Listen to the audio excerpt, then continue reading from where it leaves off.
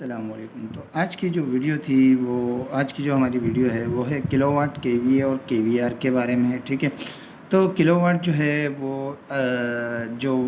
अगर सिंपल तरीके से बोला जाए तो वाट जो होता है वो सिंपल जो होता है वो पावर का यूनिट होता है कि हम पावर को किस यूनिट से नापते हैं। ठीक है, तो अगर किलो की बात करें तो किलो का मतलब सिंपल मतलब ये होता है कि अगर आप कोई भी चीज़ मतलब कि अगर शॉप से लेते हैं, मिसाल के तौर पर आप अगर लेते हैं चीनी पत्ती वगैरह या ऐसी कोई भी चीज़ अगर आप लेते हैं तो वो आप लेते हैं केजी के हिसाब से। अगर आप कोई लिक्विड वगैरह लेते हैं तो उसे आप ml और लीटर के हिसाब से लेते हैं। बिल्कुल इसी तरीके से होता है कि अगर वाट जो होता है अगर वो 1000 को अबव कर जाए या 1000 पे हो तो उसको जो है हम किलो में शामिल करते हैं। किलो में जैसे कि हमारे पास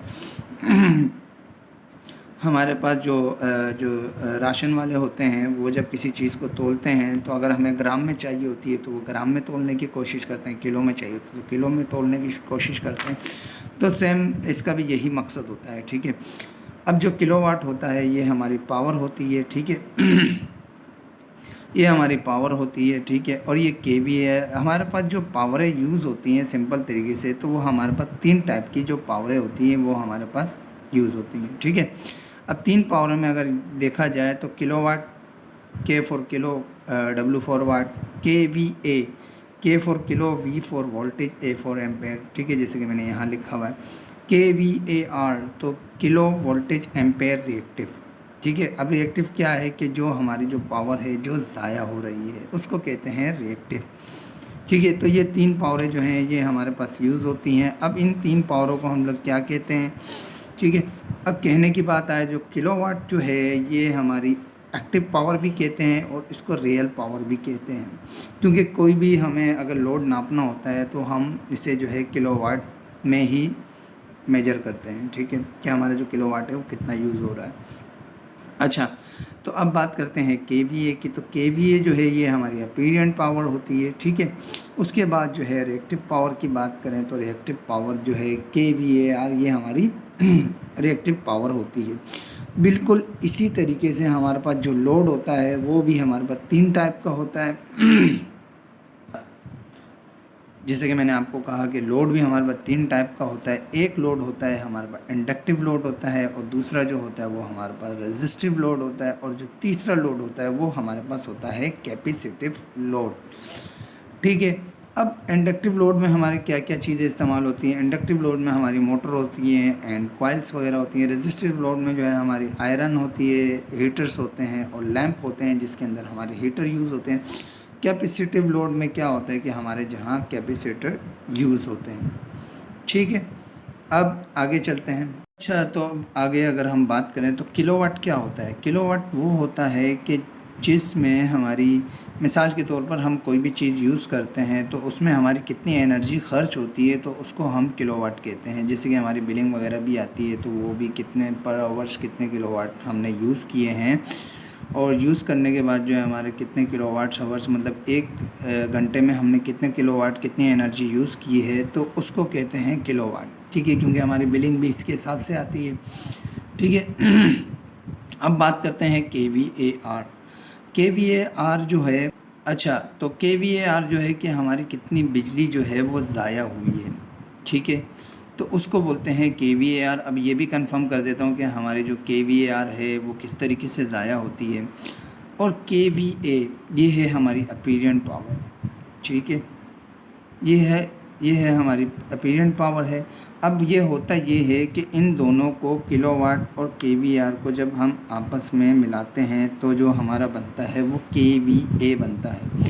ठीक है, बाकी रही बात अगर केवीए के बारे में अगर आप जानना चाहते हैं तो इसके लिए भी मैं एक एक्स्ट्रा वीडियो बनाने की कोशिश करूँगा जो केवीए और किलोवाट से रिलेटेड होगी। जैसे कि मिसाल ले लें कि हमारा कुछ चीज़ें होती हैं हमारे किलोवाट पे यूज़ हो रही होती हैं, मतलब रेटिंग उनकी किलोवाट पे होती है और कुछ जो चीज़ें होती हैं वो हमारे केवीए में यूज़ होती हैं जिसके जनरेटर ट्रांसफार्मर। ठीक है, और इसके अलावा जो है मतलब जनरेटर ट्रांसफार्मर और किलोवाट में जो है हमारी मोटरें वगैरह आ जाती हैं। तो इस पे भी मैं एक एक्स्ट्रा वीडियो बनाऊंगा ताकि आपका इस पर कॉन्सेप्ट क्लियर हो सके। ठीक है, अब क्या है कि केवीए में मैंने क्यों कहा आपको कि ये दोनों चीज़ों को जो है हम आपस में मिलाएंगे तो वो हमारा केवीए बनेगा। अब वो केवीए इसलिए बनेगा क्योंकि जो हमारी पावर ज़ाया हो रही है तो इसको भी कैलकुलेट किया जाता है इस केडब्ल्यू के साथ, ठीक है, कि ये हमारी ज़ाया हो रही है क्योंकि हमें तो मिल रहा, हमें तो जो लोड जो हम लोग यूज़ कर रहे हैं वो तो किलोवाट पे यूज़ कर रहे होते हैं, लेकिन हमारा केवीआर भी मतलब कि ये भी बन रहा होता है, रिएक्टिव पावर भी बन रही होती है, ठीक है। अब ये बनती कैसे है, अब इसके बारे में बता देता हूँ कि जैसे कि मैंने आपको कहा क्योंकि हमारे पास जो लोड होता है वो 3 किस्म का यूज़ होता है, ठीक है। एक तो होता है इंडक्टिव लोड। इंडक्टिव लोड में जो है हमारी मोटरें, कॉइलें वगैरह ये सब यूज़ होती हैं। जब हमारी मोटरें या कॉइलें वगैरह यूज़ होती हैं तो वहाँ पे बनती है मैग्नेटिक फील्ड, ठीक है। इसके दौरान जो है हमारे पास बनती है, हमारी कॉइल में बनती है मैग्नेटिक फील्ड बनती है, जिसके थ्रू जो है हम रूटर को मूव करवाते हैं। तो जब हमारे यहाँ मैग्नेटिक फील्ड बनती है तो होता ये है कि हमारे पास जैसे कि मिसाल के तौर पर ये हमारा वोल्टेज चल रहा है, ठीक है। और वोल्टेज जब हम एक चीज़ को लोड पे ले लेते हैं तो पहले तो हम वोल्टेज जो है वो देते हैं, जैसे वोल्टेज जो है वो लोड पे जाता है तो करंट जो है वो इसी एक ही वायर में चलना शुरू हो जाता है, ठीक है। पहले हम वोल्टेज देते हैं, उसी में जो है हमारा करंट भी चलना शुरू हो जाता है उसी वायर पे। तो होता ये है कि जो हमारा जो वोल्टेज होता है इंडक्टिव लोड में तो वो तो हमारा पहले स्टार्ट होता है, ठीक है, लेकिन करंट जो है वो हमारा बाद में स्टार्ट होता है, ठीक है। बाद में जब हमारा करंट स्टार्ट होता है तो इससे जो होते हैं हमारे वोल्टेज और करंट जो होते हैं वो डिस्टर्ब होते हैं। तो इसके बीच में जब गैप आता है तो वो जो गैप की वजह से जो है हमारी रिएक्टिव पावर बनना शुरू हो जाती है, ठीक है, KVAR ये बनना शुरू हो जाती है। तो इसलिए जो है हम इसको जो है KVAR कहते हैं। अगर इसको हम मेंटेन करना चाहें तो इस गैप को नॉर्मल करना चाहें तो इसके लिए हम पावर फैक्टर यूज़ करते हैं, ठीक है। तो पावर फैक्टर जब यूज़ करते हैं तो इसको हम मेंटेन करने की कोशिश करते हैं। अगर इसको हम मेंटेन ना करें तो हमारी रिएक्टिव पावर जो है बढ़ती जाएगी और जो है ना हमारा जो किलोवाट है वो कम से कम होता जाएगा, ठीक है। अच्छा, तो खैर आगे बात कर लेते हैं। तो KVAR तो आप समझ गए होंगे, किलोवाट जो है जो एनर्जी हम यूज़ कर रहे हैं। बात रही कि KVA की, तो KVA के मैं सिंपल मिसाल है एक कोल्ड ड्रिंक की गिलास से देता हूँ। जब आप क्या करते हैं, जब आप कोल्ड ड्रिंक जो होते हैं वो जब आप क्या कहते हैं गिलास में जब आप फिल करते हैं तो जैसे ही हम फिल करते हैं तो इसके ऊपर जो है पहले झाग बनना शुरू हो जाती है, ठीक है। इस झाग को जो है हम कहते हैं KVAR, ठीक है, क्योंकि ये हमारी जो है ज़ाया होने वाली पावर है। हमारे पास 3 किस्म की पावरें होती हैं, एक किलोवाट, KVA और KVAR, मतलब रियल पावर या एक्टिव पावर, ठीक है, अपीरियंट पावर, और दूसरी होती है रिएक्टिव पावर। तो ये हमारी हो गई, जो जाग आ गया ये हमारी हो गई रिएक्टिव पावर।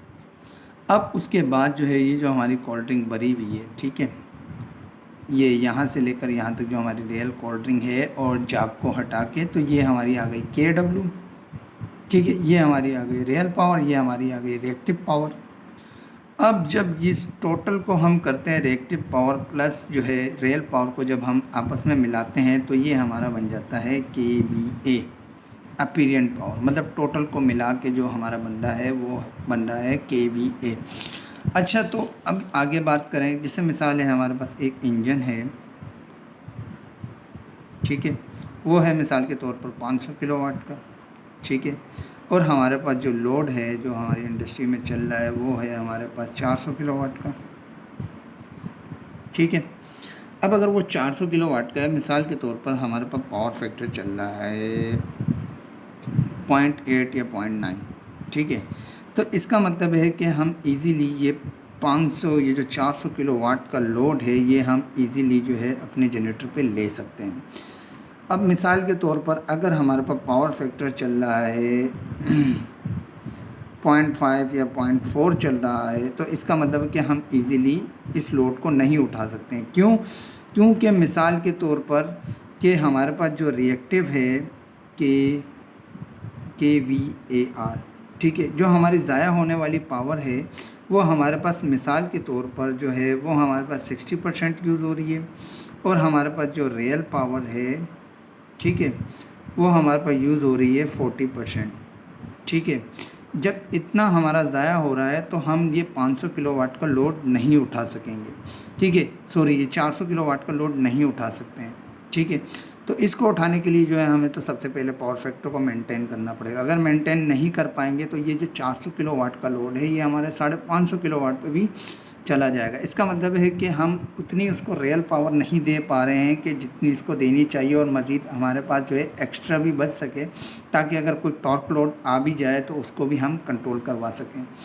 अगर आप ये चाहते हैं कि मैं इसके एडवांटेज और डिसएडवांटेज के बारे में भी एक वीडियो बनाऊं तो इंशाल्लाह जो है वो भी बनाने की कोशिश करूंगा कि हमारा पावर फैक्टर अगर हाई होगा तो इससे हमें क्या फ़ायदा होगा। मतलब हाई का मतलब अगर 0.9 या 0.8 या 1 पे चल रहा हो तो इससे हमें क्या फ़ायदा होगा, और अगर हमारे पावर फैक्टर लो चल रहा होगा तो इससे जो है हमारे इंडस्ट्री की जो इक्विपमेंट है उसको क्या नुकसान मिलेगा। तो आज की वीडियो हमारी यहीं तक की थी, तो मिलते हैं नेक्स्ट वीडियो में। अल्लाह हाफिज़।